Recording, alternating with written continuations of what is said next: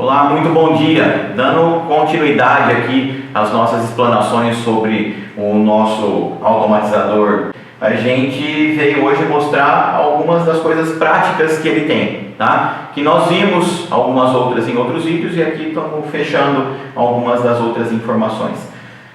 Focando aqui no nosso equipamento, ó, a gente tem um controle de frequência respiratória que varia de nada até em torno de 35, 37 respirações por minuto.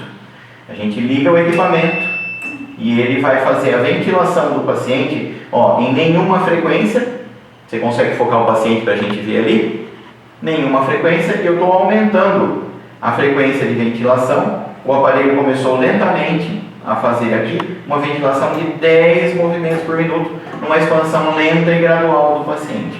Estou aumentando a frequência e agora mudei ela para em torno de 18 frequências, 18 respirações por minuto. E a gente consegue ir aumentando aqui, ó, fiz um outro controle para 25 respirações por minuto. E assim até a gente chegar ali entre 35 e 37 ventilações por minuto, os movimentos respiratórios lá no nosso boneco de teste. O aparelho está vindo com uma outra adaptação para a gente poder fazer ele funcionar em 12 volts. Ele vai funcionar em 12 volts com tomadas comuns em ambulâncias que estão preparadas com tomadas comuns e com outros tipos de ambulância que são tomadas só de encaixe. O equipamento já vai preparado para isso. Basta avisar o fabricante antes, o vendedor antes, isso é feito com bastante tranquilidade. Uma opção para transporte, por exemplo, extremamente boa. Dando continuidade ao que a gente vinha conversando, nós temos aqui os nossos equipamentos todos desmontados para todo mundo ver a facilidade de montagem do sistema de ventilação do paciente. Nós temos aqui uma traqueia, que é a traqueia do tamanho que os hospitais têm, que são traqueias que vão ser esterilizadas ou substituídas, de baixo custo, que normalmente vem um conjunto ou nenhum com os respiradores e que não é o foco da nossa conversa hoje.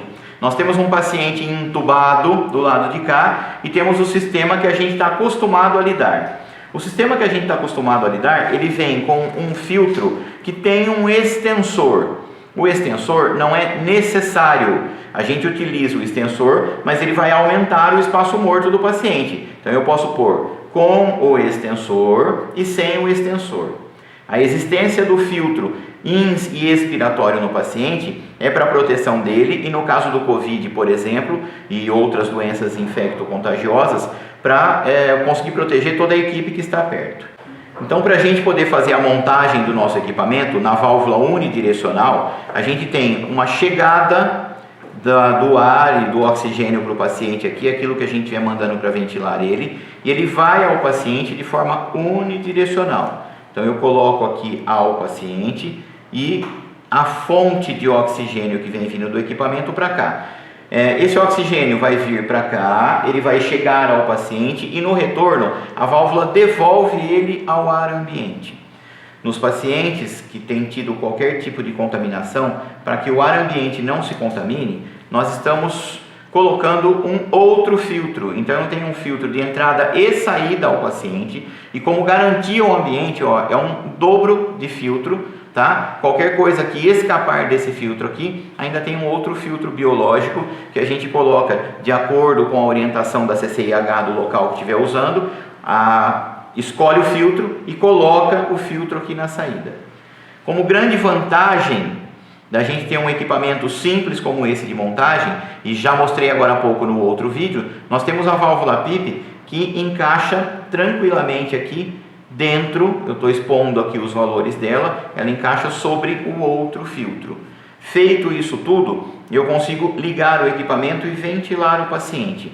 Lembrando que além da válvula que a gente tem lá no AMBU, que é uma válvula de segurança de pressões finais, eu passo a ter uma outra válvula, na válvula unidirecional, que eu também posso pôr escapes de ar inspiratório para o paciente, caso eu ache que a pressão inspiratória está ficando grande demais, que eu sei que não é um problema para os pacientes da pandemia e das situações de ventilação no momento, mas caso eu queira ter um escape, eu posso ter aqui e aí eu perco a função do filtro. Sugiro que a gente não utilize ele para essa função. Então aqui, ó, tem que ficar bem fechado. E a partir daqui, mostrei na outra explanação como a gente faz para fazer com que a válvula funcione. Vou ligar o equipamento para a gente ver o paciente ventilando aqui, ó, a partir desta montagem do equipamento. Essa montagem é super simples e você consegue ventilar o paciente super bem com este sistema que a gente montou em 30 segundos. Lembrem que a gente não precisa desse espaço morto aqui, ó. Caso eu queira ventilar o paciente sem ele, é super simples e a gente pode colocar aqui com um espaço morto muito pequeno e manter a via de chegada do ar limpo, do ar novo, do oxigênio novo ao paciente, ó, com um espaço bem pequenininho.